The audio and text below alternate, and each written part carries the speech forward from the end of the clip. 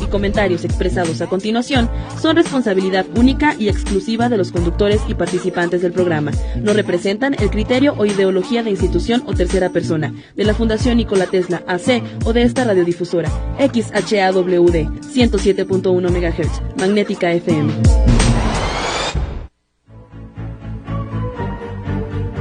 Desarrollemos al mundo con ciencia, tecnología e innovación.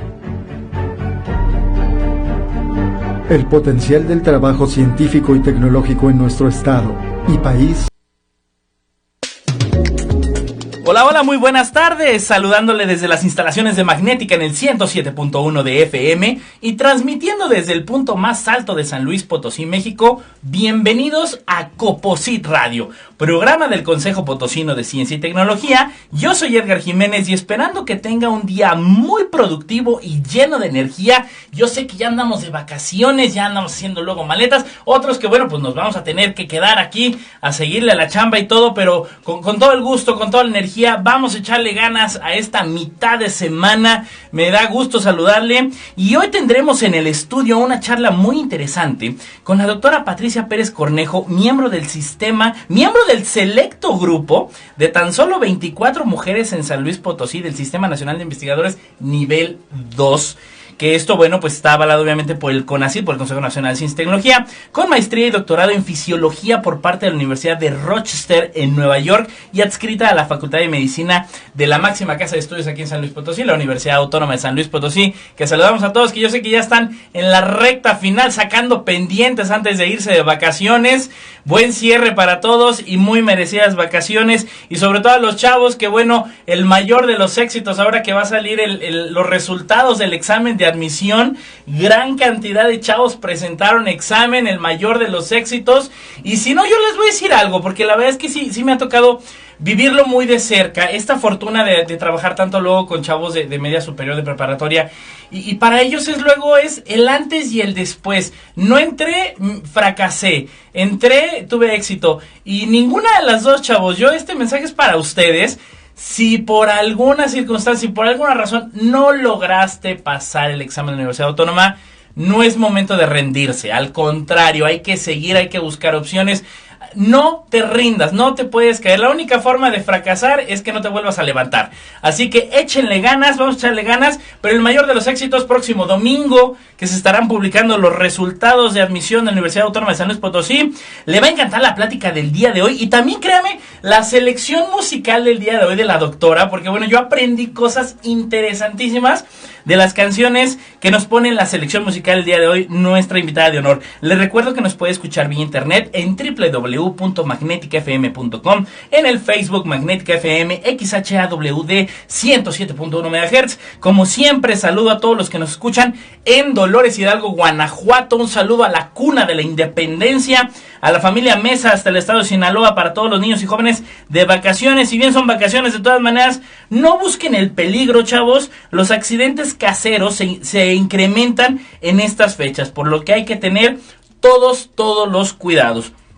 Sí sean curiosos, pero no metiches. Yo siempre lo repito, curiosos en saber cómo funcionan las cosas, qué hay debajo de las piedras, o tan solo observar el cielo por la noche. Saludo a mi amiga Sandra Gómez de Chiapas, a Elba Membreño y a Saúl Castillo del Nuevo CONACYT en El Salvador, a toda la familia Jiménez. Gracias por escucharnos. Quédese con nosotros en esta hora llena de conocimiento. Y bueno, le doy la más cordial bienvenida a la doctora Patricia Pérez Cornejo. Doctora, bienvenida, buenas tardes. Hola, buenas tardes. Un gusto tenerla aquí en el programa. Y bueno, pues primeramente conocer, usted está adscrita a la Universidad de Medicina. ¿A qué se dedica su área de expertise, de investigación? A ver si, porque luego los chicos dicen, ay Dios, en fisiología, y empezamos a tratar de darle una explicación a algo. ¿De qué trata esto de la fisiología? ¿Cuál es su área de desarrollo ahí en la universidad? Bueno, efectivamente tengo ya varios años dentro de la Facultad de Medicina. He pasado por 2 departamentos, el departamento de bioquímica, cuando recién regresé, pero dada mi formación, finalmente hubo un cambio hacia el departamento de fisiología. Soy miembro de este departamento desde hace más de 10 años y ahí hago pues lo que a mí me toca, fisiología celular. Pero si quieren que les explique un poquito más, pues empecemos por saber qué es fisiología. ¿Qué es fisiología? ¿No? Claro. ¿Y qué hace la fisiología en una escuela de medicina? Así es. Bueno, la fisiología, si ustedes van y buscan definiciones, pues básicamente lo que van a encontrar por ahí de información les dice que se trata de estudiar el funcionamiento de los organismos. Entonces, por ejemplo, uno puede hacerse la pregunta cómo funciona una célula, y si uno se dedica a estudiar cómo funciona una célula, qué componentes tiene, qué tipo de mecanismos o procesos se dan dentro de la célula, pues entonces eso es fisiología celular. Ya. Pero vamos a decir que ahora uno no está tan interesado en algo tan chiquito, tan microscópico, sino que uno quiere trabajar con un órgano y se le antoja estudiar al corazón, por ejemplo.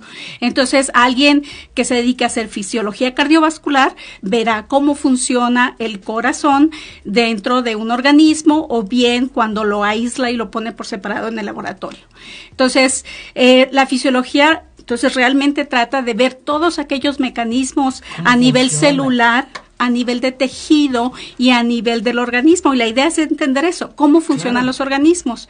Entonces, la fisiología va desde lo que es un átomo, una molécula, hasta lo que es un organismo, varias especies, incluso los ecosistemas. Entonces estamos hablando de algo que va desde lo molecular hasta una colección de seres vivos, ¿no? Entonces, la fisiología, por lo tanto, dado que nosotros queremos entender cómo funcionan los seres vivos, se vuelve muy relevante para la Escuela de Medicina, porque como ustedes saben, los médicos tratan de ayudarnos cuando padecemos tenemos alguna enfermedad. Esa enfermedad no es más que el funcionamiento del organismo que por alguna razón ya dejó de hacer lo que hacía normalmente. Entonces esa es una enfermedad, ¿no? Es el funcionamiento anormal de nuestros cuerpos. Entonces, para poder saber, es como un coche. Si usted quiere arreglar un coche, necesita saber mecánica. Primero necesita saber cómo está construido un coche, qué piezas son importantes, qué hace cada uno de los sistemas del coche, y luego, si hay un problema, en base a lo que usted sabe, poder diagnosticar y después arreglar el coche. Bueno, es un poco así con la fisiología. Es una parte integral de la medicina, y los estudiantes de medicina, pero llevan un año completo de fisiología en la facultad. Y esto es maravilloso porque, bueno, yo recuerdo ahí voy a comentar dos aspectos. Fisiología, para empezar, llega a ser un universo tremendo. Yo ayer a las 11 de la noche estaba viendo el segundo capítulo de Cosmos, de esta saga de Neil deGrasse Tyson, que precisamente dice, es un universo tan interesante la pura célula, que al interior de la misma célula se analizan todos los mecanismos. Es decir, es un universo dentro de otros universos. Entonces, es vastísima la amplitud de lo que abarca la fisiología, entonces. Sí, por ejemplo, ahora, ¿qué es lo que yo hago en particular? Es la fisiología celular. Yo trabajo con células, y ¿qué es lo que me interesa a mí? Pues no es toda la célula, es una parte todavía más pequeña, que es una proteína. Más adentro. Entonces, dentro, las células, por lo general, tienen algo que nosotros llamamos que es una membrana, es lo que la separa del medio externo. Dentro, al interior de esa membrana, se encuentran todo lo que la célula necesita para funcionar. Todos los organelos, todas las moléculas, como el ATP, que es lo que le da energía a la célula. Pero en la parte de la membrana no puede ser como una ciudad amurallada, no puede quedarse aislada, sino que necesita hacer un intercambio con el exterior, y la membrana plasmática se encarga de eso. Entonces, pues deben haber puertas, ventanas, torres de vigilancia, exacto. Claro. Entonces, la célula utiliza unas compuertas que se llaman canales iónicos para el transporte de iones a través de la membrana plasmática. Pero lo mismo tiene otras proteínas que son transportadores y que le permiten tener cosas como, por ejemplo, glucosa. Pues la célula puede incorporar hacia el interior glucosa a través de transportadores, y la glucosa es lo que después se va, la célula lo va procesando para obtener la energía que es el ATP. Y en este sentido, perdón, doctora, podemos el abarcar temas, por ejemplo, en el caso de malfuncionamiento celular, pues bueno, estamos hablando desde el cáncer, la cuestión diabética, la amplitud que da la fisiología, la necesidad de la fisiología en la medicina, pues ahí se justifica, digo, no sé cómo funciona, no sé cómo repararlo, ¿no? Exactamente, sí, y de hecho, bueno, es un campo muy vasto de investigación. en particular lo que yo hago no solamente tiene que ver con una célula, sino que también tengo que echar mano de otras herramientas. Por ejemplo, yo uso el departamento donde estoy, se llama Fisiología y Biofísica. Okay. Y Biofísica es otra área del conocimiento donde la característica de esta área es que se incorporan todas las técnicas físicas y químicas para estudiar, y las matemáticas incluso para estudiar los componentes vivientes. Entonces, yo uso herramientas biofísicas como la llamada electrofisiología y la microscopía para ver, por ejemplo, las células y para entender cómo funcionan en particular las proteínas que son los canales iónicos que yo estudio. Entonces, para mí, la parte de la biofísica es importante porque hay muchas cosas que yo puedo hacer en la célula y que hasta cierto punto puedo estudiar. Pero hay otras que ya no puedo, porque las herramientas que tengo no son lo suficientemente sensibles, entonces tengo que hacer uso de otras cosas como unos modelos matemáticos o como técnicas de computación, en fin, otras cosas que la biofísica nos provee. Entonces, en mi área, a mí me interesa ver cómo los iones pasan a través de estas proteínas. Y las proteínas en particular que yo estudio se llaman canales de cloruro activados por calcio. Entonces, ¿por qué las estudiamos? Para empezar, se encuentran en muchos tejidos. Ajá. Y para la función de cada uno de esos tejidos tienen una relevancia. Por ejemplo, si usted tiene, vamos a suponer, le aplican calor en la piel, pero un calor muy fuerte que queme. Ajá. Entonces, su cerebro se va a dar cuenta porque hubo una terminal nerviosa que se activó y de ahí viaja la información desde la parte de la piel hasta el sistema nervioso central a través de estas neuronas. Entonces, para que las neuronas sean capaces de sensar ese tipo de estímulos físicos como el calor, pues se requiere de tener moléculas especializadas. En este caso, el canal de cloruro activado por calcio puede ser también encendido, puede activarse cuando se sube la temperatura más allá de los 42 grados centígrados. Okay. Entonces, cuando el canal se activa, la proteína abre una especie de canal, una compuerta por donde pasan los iones. Y ese paso de iones, entonces, ahora trae un cambio a nivel de la célula, de la neurona, que desata una comunicación. Las neuronas se comunican entre sí, precisamente usando estos cambios en las concentraciones de los iones y constituyen a través de estos una señal eléctrica que se llama potencial de acción. ¡Qué maravilla! Y bueno, yo hago esa analogía de decir, bueno, ¿de qué manera, fíjese usted, en qué momento el cuerpo y que la naturaleza es tremendamente increíble y aún yo creo que misteriosa y que precisamente estos caminos que la doctora Pérez, pues bueno, está abriendo a través de la investigación, el conocimiento, la dinámica que tienen las temperaturas? Pero bueno, ahorita vamos a regresar platicando de todos estos temas. La verdad está interesantísimo porque hasta me trajo a la mente el caso de un villano de una película de James Bond que no sentía dolor, que no sentía si se le calentaba el cuerpo, si lo lastimaban algo. Pero bueno, efectivamente la parte científica de esto. Y bueno, vámonos a una de las rolas favoritas de la doctora Pérez, que mire usted, de verdad yo lo desconocía a pesar de lo famosa de la canción. Esta canción fue grabada sin el uso de instrumentos musicales, sí. Es decir, no tiene instrumentos esta rola, utilizando únicamente la superposición de voces del propio cantante.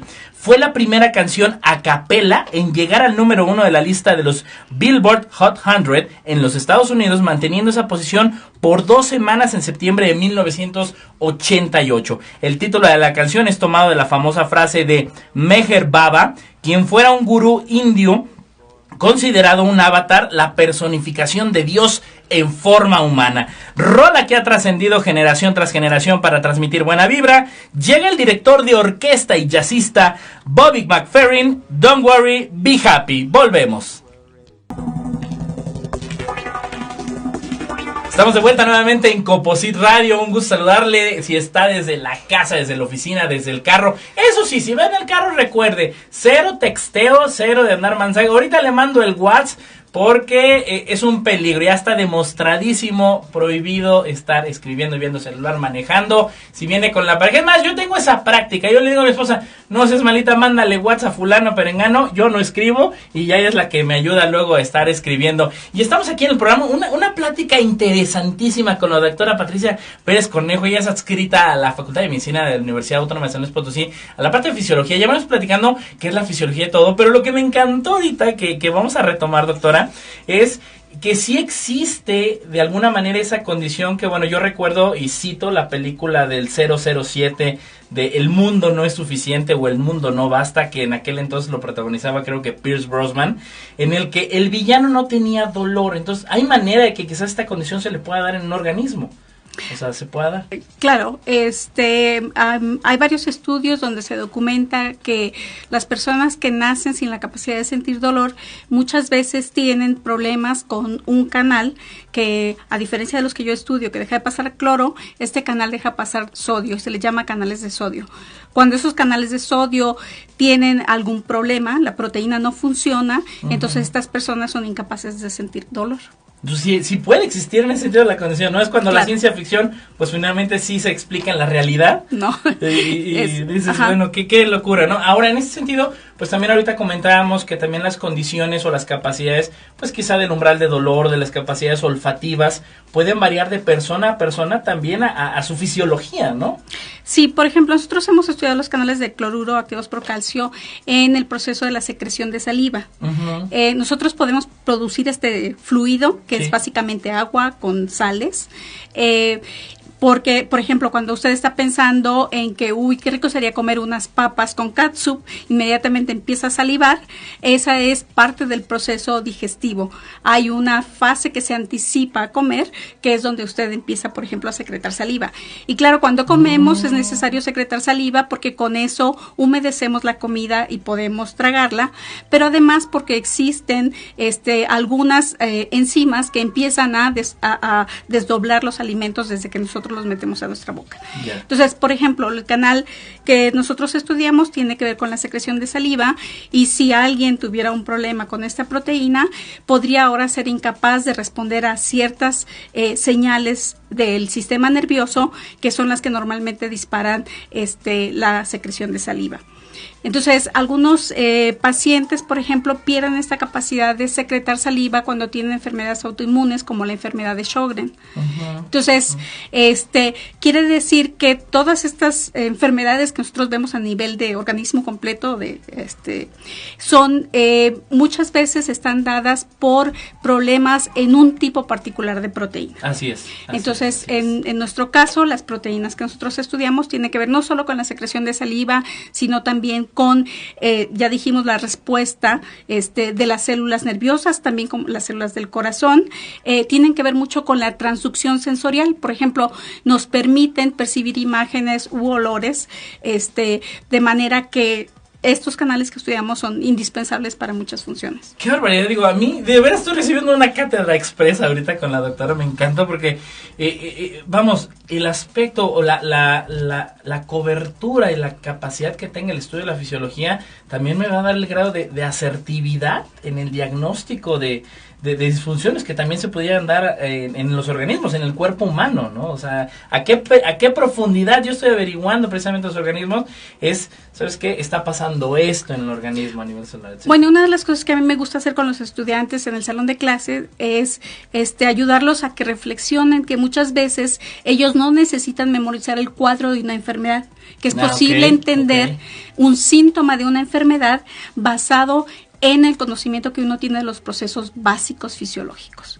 Entonces, alguien puede entender que este paciente presente, no sé, ahora una gran producción de orina, si uno entiende cuáles son las hormonas que están, por ejemplo, ligadas a la conservación de agua en el organismo o bien a la excreción de agua del organismo. Entonces, los estudiantes podrían, sin saber nada de una enfermedad, empezar a predecir qué problemas tendría el paciente si hay un desbalance en tal o cual cosa o en tal proteína o si hay una mutación, en fin. Porque no hay padecimientos que quizás puedan ser de manual, ¿no? Que es el caso que hemos visto con enfermedades nuevas, con enfermedades que dicen, es que los médicos aún no han dado con qué, pero si se regresan a esos parámetros básicos de cómo funciona el organismo, pueden ir diagnosticando y prediciendo entonces, o sea, de alguna manera. De hecho, un diagnóstico diferencial puede hacerse también basado en el conocimiento que uno tiene de los mecanismos fisiológicos, porque hay enfermedades que tienen diferentes orígenes, pero las mismas sintomatologías. Okay. Entonces, es posible ver a estas dos enfermedades como entidades diferentes si uno realmente entiende lo que está pasando a nivel del tejido, del órgano, de la célula. Claro. Entonces, y ese funcionamiento, ¿no? Ahora, y yo voy a entrar un poquito a esta parte de la comunidad estudiantil con los chavos. A los chicos, ya ve que, bueno, hace rato usted decía, bueno, es transdisciplinar finalmente el estudio y sobre todo la investigación científica porque utiliza computación, utiliza matemáticas. Luego ya ve el coco de los chavos, ¿no? Matemáticas, no quiero matemáticas. Sí me encanta la biología, me encanta la química orgánica, pero matemáticas no. ¿Cómo viene a ser el reto del estudio de la fisiología para los estudiantes de medicina cuando llegan con ustedes, cuando llegan a esas materias? Bueno, una de las, precisamente de las concepciones erróneas de los estudiantes es que yo me voy al área de biología porque no tengo que ver nada con las matemáticas. Yeah. Y eso no es cierto. ¿No es cierto? No es cierto, sí. No. Por ejemplo, cuando ellos ven la sección de fisiología cardiovascular, tienen que echar mano de muchas ecuaciones para entender, por ejemplo, los flujos de sangre, en fin. Entonces, claro. Realmente sí se requiere tener el conocimiento de las matemáticas. Fisiología es de por sí un tema difícil para los estudiantes. Y la razón por la que es difícil es porque abarca muchas capas de complejidad, porque ya les expliqué, vamos desde lo que es una célula y los componentes de una célula hasta lo que es un tejido, o sea, un conglomerado de células especializadas, después la formación de un tejido y luego un organismo. Entonces uno tiene que estar constante viendo a todos esos niveles qué es lo que está pasando. Y para los estudiantes eso es difícil porque requiere de saber un poco de física, un poco de matemáticas, de saber obviamente biología, pero también de integrar conocimientos. Entonces, el problema que tenemos con la educación en México es que muchas veces los estudiantes compartimentalizan cosas. Dicen, bueno, esto es química y no tiene nada que ver con física. Y esto es física y no tiene nada que ver con biología. Pero no es cierto. Todo, absolutamente todo está interrelacionado. Claro. Entonces, una de las cosas que yo les platico a los estudiantes, por ejemplo, de posgrado, es cuando alguien me pregunta, bueno, ¿y eso que tú haces para qué sirve? Entonces, yo realmente lo que estudio, lo estudio porque es un tipo de curiosidad intelectual. Yo hago lo que se llama una ciencia básica. Eso no quiere decir que no tenga aplicaciones, solo que no soy yo la persona encargada de tal vez encontrar esa aplicación o el uso nuevo de ese conocimiento, ¿no? De una manera muy diferente a cómo se ha venido usando. Entonces, yo hago ciencia por dos razones. Uno, por curiosidad intelectual, es lo que me gusta. Que es básico en todo científico. Digo, sí. No puede existir un buen científico sin curiosidad, ¿no? O sea. Claro, pero también lo hago porque me gusta la idea de la ciencia. O sea, la ciencia es un bien común. Claro. No, claro. Es un bien para toda la humanidad.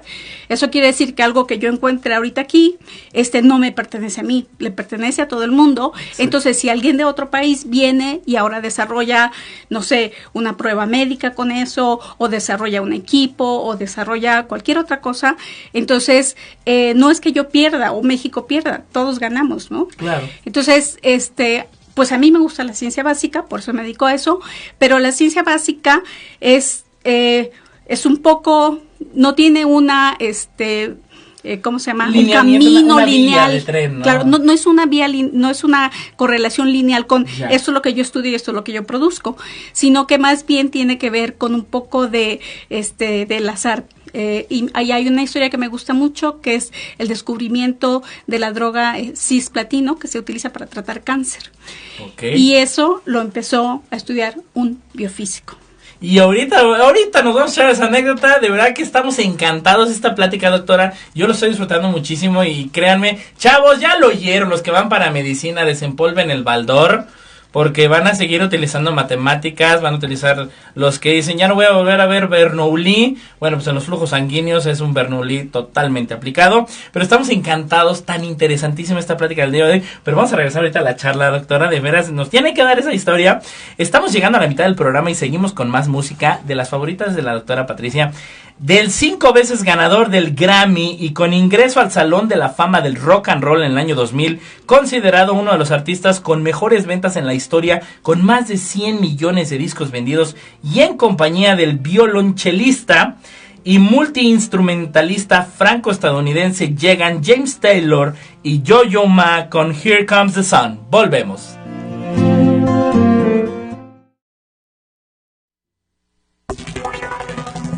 Entrando a la segunda parte de Composite Radio, un gusto que nos esté acompañando. Provechito a los que ya están comiendo y a los que apenas van saliendo un poquito de la chamba, hacer la pausa de la comida, pues con calma, con cuidado. Y estamos aquí en el programa, la verdad es que está volando el programa, pero está interesantísimo, con la doctora Patricia Pérez Cornejo. Ella es adscrita a la Facultad de Medicina, ella es investigadora, pero investigadora pura, es científica, es que dice...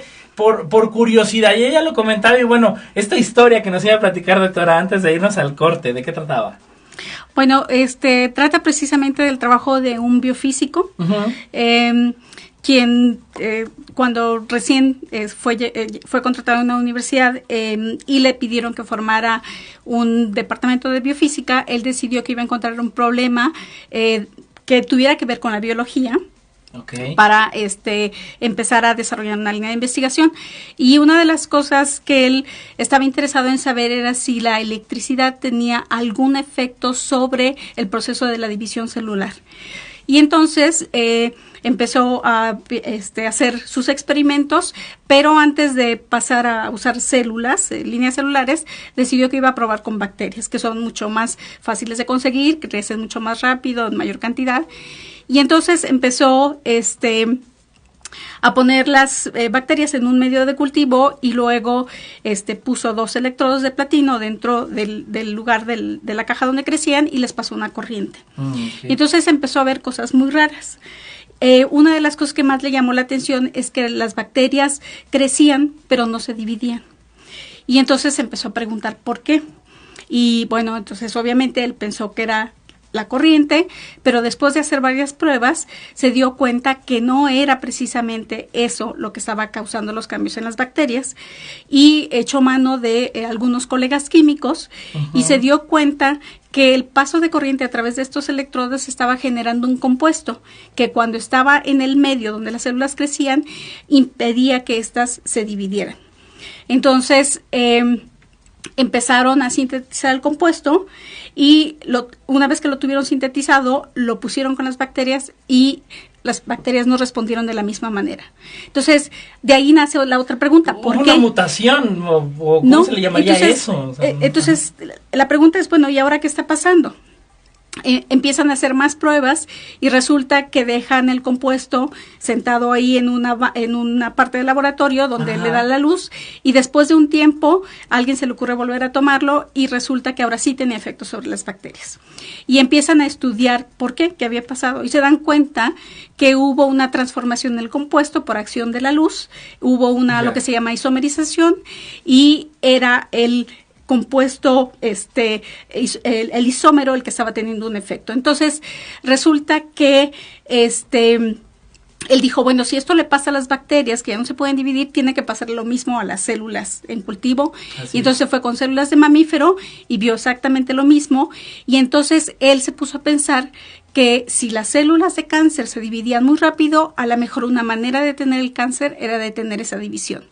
Y entonces escribió un proyecto pidiendo que le dieran dinero para hacer esa investigación, y empezó a probar su compuesto. Y efectivamente, resulta que el compuesto fue un hitazo contra el cáncer. O sea, un desacelerador de la división de las células cancerígenas. Claro, impedía que las células se empezaran a dividir, y entonces empezaron a tratar, claro, primero se hicieron experimentos en animales y luego en humanos, y resultó sumamente conveniente para tratar pacientes de cáncer testicular, y después se probó con otros tipos de cáncer. En fin, ha sido la droga que más éxito ha tenido en el tratamiento de cáncer, y sin embargo todo esto se descubrió. Es una droga que ya llevaba mucho tiempo, que se había sintetizado en el laboratorio, pero solo se descubrió el efecto que tenía cuando a un biofísico se le ocurrió pasar corriente por un medio donde crecían bacterias. No, y el elemento también un poquito azaroso de la luz, de haberlo expuesto a la luz, de algunos elementos que se vivieron en el proceso, ¿no? Híjole, qué maravilla. Y bueno, ¿en qué resultó esta parte de la investigación científica? Que bueno, ya ahorita platicábamos, ciencia básica, que yo reitero a todos, no se vayan, a los que quieran parte de investigación, no se vayan todo, vaya a ser ciencia aplicada, que esto es ciencia aplicada, que aquello que ya le dan un valor comercial, que a aquello ya se le da una transformación, porque recordemos, sin ciencia básica, sin las bases de la ciencia, simplemente no podríamos tener ciencia aplicada. Y sin ello, pues bueno, no habría desarrollo, no habría progreso. Y bueno, doctora, yo quiero entrar también a otra parte, que también entramos a la parte del programa, que déjenme comentarles a todos los que nos escuchan. La doctora tiene licenciatura en químico farmacobióloga de la Universidad Michoacana de San Nicolás de Hidalgo, que bueno, vamos a remontarnos un poquito más atrás.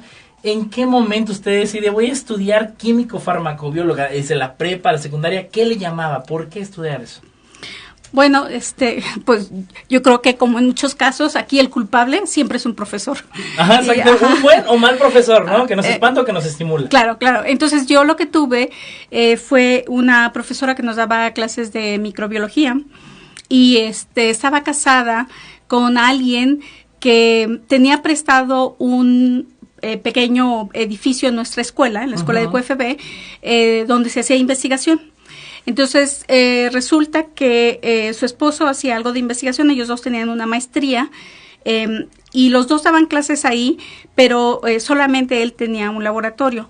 Y después de que presentamos los exámenes, nos interesaba mucho la clase, ella era buena profesora, pero a los que habíamos tenido algunas calificaciones y algún interés decente en el curso, claro, nos hizo la propuesta de que si queríamos trabajar en el laboratorio de su esposo.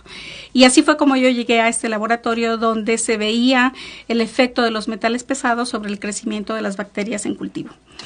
Entonces, pues empecé a trabajar ahí y una de las cosas que descubrí fue la libertad que yo tenía para hacer cosas. Por ejemplo, podía ir a discutir un experimento con mi profesor, pero después yo era la responsable de decidir cuándo iniciaba y cómo terminaba el experimento, y obviamente tenía que obtener los datos y luego tenía que hacer un análisis y tenía que presentárselos a mi profesor, y todo eso pues a mí me gustó mucho porque realmente era la capacidad de trabajar en un ambiente que me gustaba, haciendo preguntas, pero también la libertad de yo poder decidir cómo y cuándo hacía mi trabajo sin que nadie estuviera atrás de mí. Claro. Entonces, fue una experiencia muy bonita. Desafortunadamente, él se fue de la escuela porque decidió continuar con su doctorado. Y entonces, cuando él se va del laboratorio, yo estaba terminando la carrera. Y en ese momento ya decidí que iba a buscar un posgrado. Y entonces me fui a la Ciudad de México a buscar posgrados en el Instituto Politécnico Nacional y en la UNAM. Y hubo un lugar en particular, el Centro de Investigación y Estudios Avanzados del IPN, que me llamó mucho la atención un programa de bioquímica que tenían. Y así fue como llegué a la maestría. Hasta la maestría. No, hombre, ahorita vamos a continuar con esta línea del tiempo interesantísimo. Estamos con la doctora Patricia Pérez Cornejo, ella es adscrita a la Facultad de Medicina de la Universidad Autónoma de San Luis Potosí. Gracias por continuar con nosotros. Y llega el turno para otra de las canciones favoritas de nuestra invitada de honor del día de hoy. Le platico que en el año 2000 se realizó una gran celebración musical en honor a Bach, a Johann Sebastian Bach, frente a miles de personas en el magnífico mercado de Leipzig. Soy malo para esta parte del alemán. Alemania, justo enfrente de la iglesia de San Tomás, donde Johann Sebastian Bach trabajó desde 1723 hasta su muerte en 1750. Leipzig no podía ser menos para conmemorar los 250 años de su cantor, por lo que en dicho evento participa Bobby McFerrin, quien escuchamos al inicio del programa, ahora en concierto de violín en A menor de Bach. Volvemos. Estamos llegando a la recta final de Composite Radio, una charla pero padrísima con la doctora Patricia Pérez Cornejo, y ya hablamos. Y bueno, doctora, nos quedamos en la etapa de haber entrado a la parte de la maestría. ¿En qué momento llega esta oportunidad de irse al extranjero? Porque creo que es valiosísimo, ¿no? Ya lo platicamos ahorita antes del corte. ¿Cómo se da esta historia de poderse ir a Nueva York, a los Estados Unidos? ¿Cómo da esta historia? Bueno, eso sí me da un poquito de pena confesarlo. Y la razón es que no terminé el programa de maestría. Ajá. Debido a que mientras estaba ahí en el Cinvestav conocí a quien es ahora mi esposo. Yeah. Y mientras yo estaba haciendo la maestría, él estaba haciendo un postdoctorado en Estados Unidos, y en ese intervalo decidimos que nos íbamos a casar. Entonces, pues por motivos la ciencia del amor también ganó. Por motivos personales dejé el programa de maestría, me fui a los Estados Unidos y empecé el programa de doctorado allá. ¿Empezó allá? Sí, entonces en los Estados Unidos no es necesario hacer una maestría, es un doctorado directo.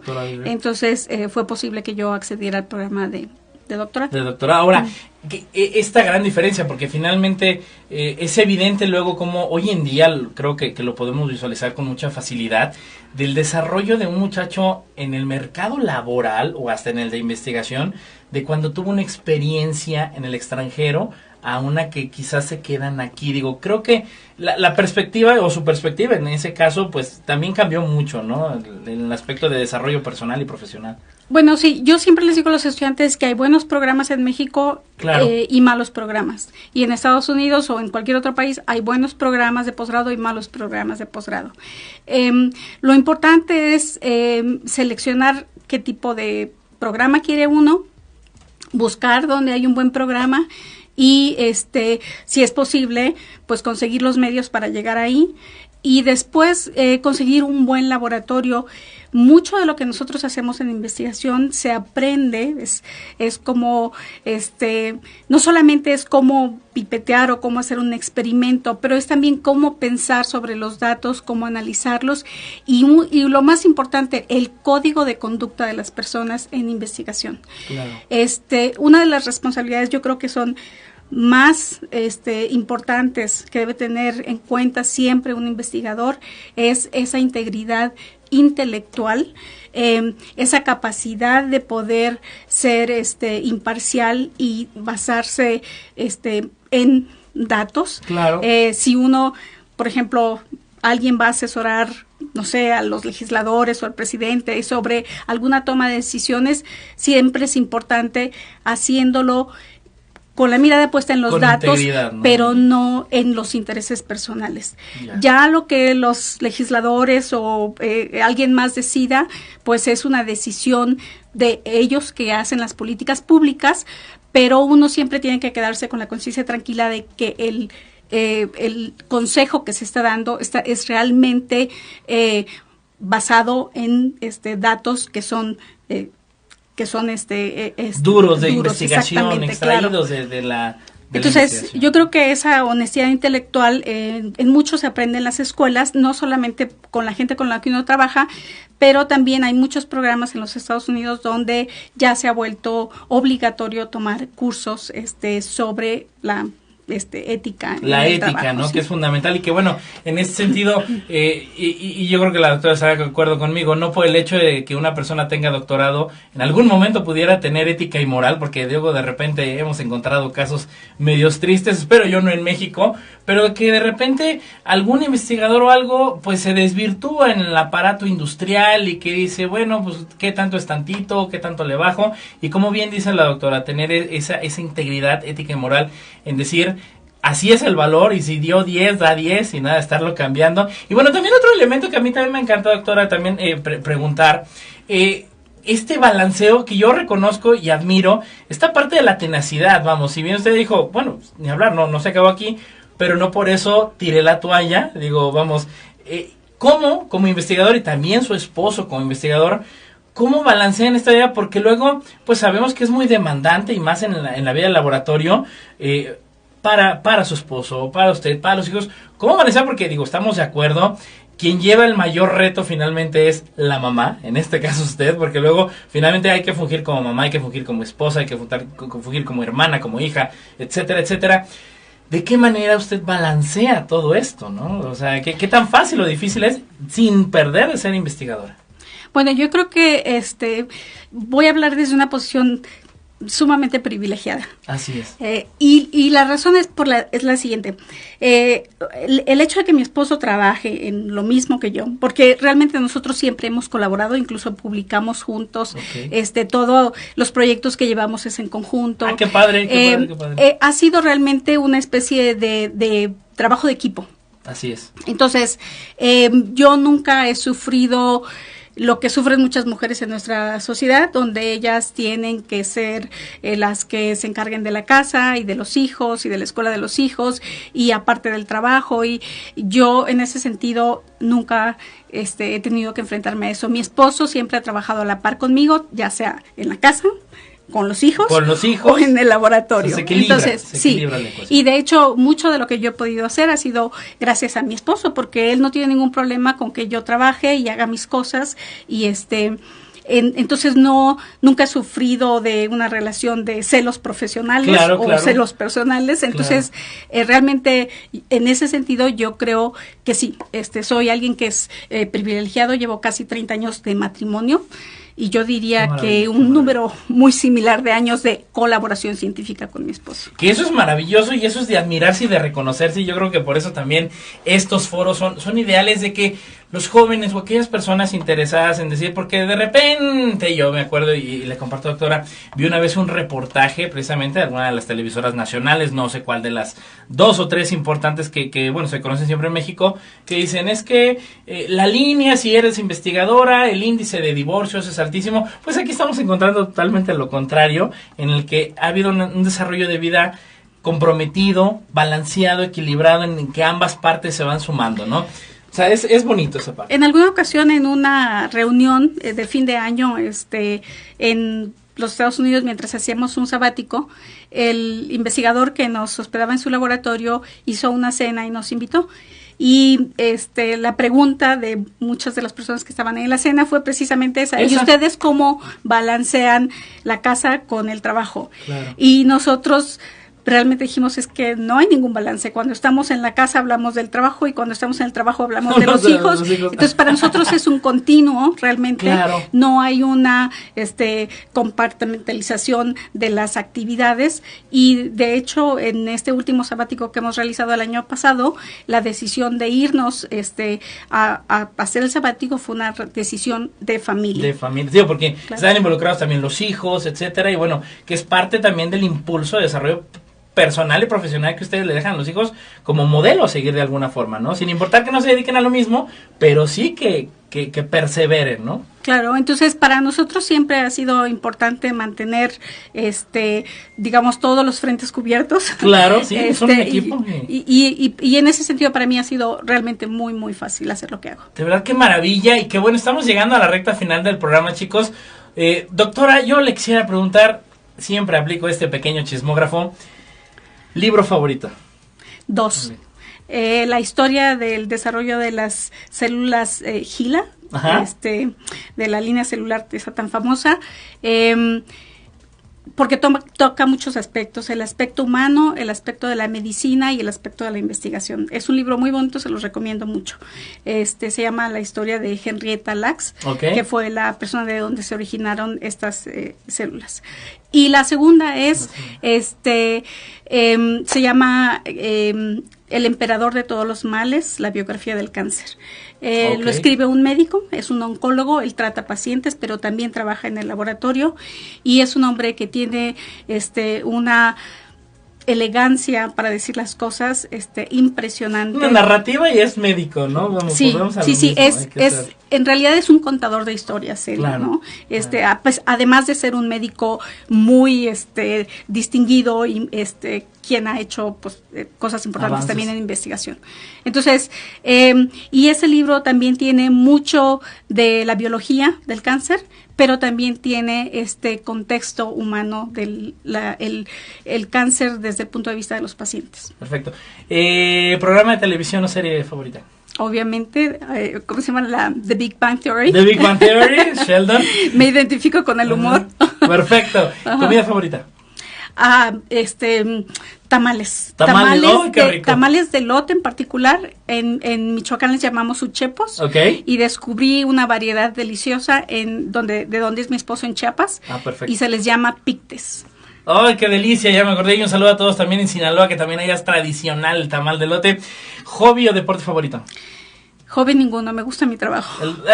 Ese, la pasión, ¿no? No se cansa. Trabajo, doctora, ha sido un gusto tenerla en el programa. Muchas gracias por la invitación. Muchísimas gracias, y le recuerdo que el Coposit es su mejor aliado en vincular, financiar, capacitar y divulgar en materia de ciencia, tecnología e innovación. Estamos a sus órdenes en www.coposit.gov.mx, nuestras redes sociales en Twitter, @Coposit, Facebook, la fanpage Consejo Potosino de Ciencia y Tecnología, en YouTube como Coposit, y aquí en la capital potosina, en camino a la presa número 985, a unos pasos de la entrada a la presa San José. Gracias a la Fundación Nikola Tesla AC en los controles, Roberto Alonso, gracias Robert. También el apoyo de Ana Alex, Ale Mendizábal y a Raquel Pérez por el invaluable apoyo.